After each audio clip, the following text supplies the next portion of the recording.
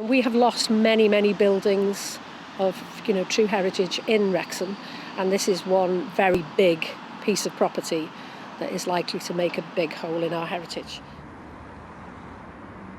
The school that you see behind me was built on land that was donated by the Cunliffe family to the county, specifically for use educationally, and it was to be used to build a school for girls.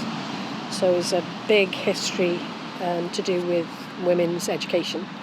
It was a grammar school until 1972. It's gone through a number of changes, and it became a comprehensive school, and sadly has been unused for quite some time. A number of the buildings on the site have been since demolished, and the main school has stood there and defied demolition for many years, until January this year, when the Executive Board of Wrexham County Borough Council rushed the decision through to say they were going to demolish the school. The SOH group, which is Save Our Heritage group, were formed primarily because of that decision, and we have been frantically trying to reverse the decision because we want to save the building from demolition, number one. Number two, we want that school to be used for educational purposes, which is what it was built for in the first place.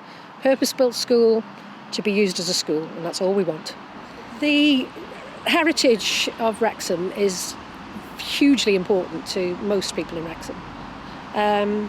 This is just part of it. This is just the arrowhead at the moment.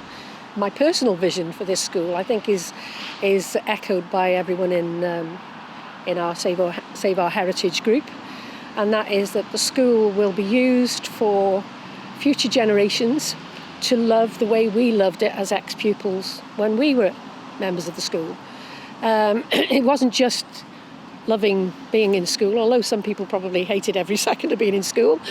The whole atmosphere of being in a building of such iconic beauty and quality, total quality. And we will never see that ever again. We will never see a building like that built ever again in our lifetime, in your lifetime, and in the youngsters that took part in today's St David's Day parade. You'll never see that again. So that's what would be a vision. We would like people of future generations to have experienced time in a building like that. It was just stunning. Stunning. We have a website that was formed specifically for Save Our Heritage. You can log on to that, and there are links to Facebook page, to Twitter, to an email letter service that you can actually take part in with your views, and we're happy to, not just to confine it to Wales. We're happy to have any other places in the world maybe that are going through very similar fights to ourselves, to stand up and be counted and be heard by the people that are apparently running our town. So that's basically what we're after.